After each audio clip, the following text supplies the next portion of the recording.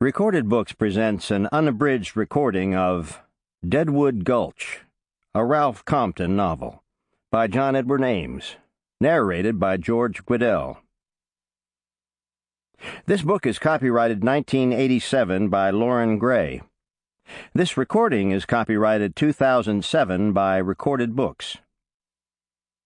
After 10 years of working as a bounty hunter, Cas Everett has earned a reputation as a quick-draw artist and the enmity of more hard cases than he'd care to admit. But when he returns to his home in Texas, the last thing he expects is for such violence and hatred to follow him back. And now, Deadwood Gulch. Chapter 1. A lone horsebacker, astride a chestnut gelding with a white mane and blazed forehead, slowly appeared like a wavering mirage out of the scant-grown hills to the west.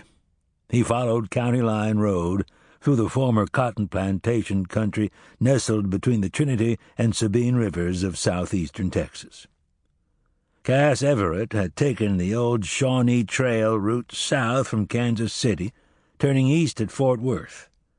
From long habit his eyes stayed in constant sweeping motion like those of veteran payroll guards.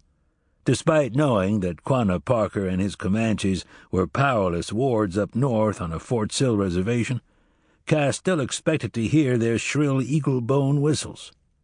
Until recently, the Red Raiders of the Plains had virtually owned the Texas Panhandle and raided into the east with impunity. Now only the stubborn Apaches to the southwest still resisted captivity. Cas switched hands on the reins to rest his arms. Overhead, sparrowhawks circled high in a cloudless sky as blue as a gas flame. He watched a quick-darting prairie falcon swoop down on an unsuspecting squirrel that had wandered from the shelter of an oak grove. The squirrel screeched in fright that quickly turned to pain. Abruptly, Cas felt his good mood become apprehensive. "Got me a God-fear comet," he said aloud, and the chestnut pricked his ears.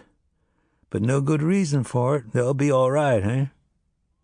Cas bucked the usual frontier tradition of not naming horses. By necessity, he often went weeks without talking to a fellow human being, and months between meetings with friends. As Cas saw it, either a solitary man talked to his animals now and then, or he ended up not quite right in his upper story. He noticed new homesteads dotting the areas where Comanche raids. Sample complete. Ready to continue?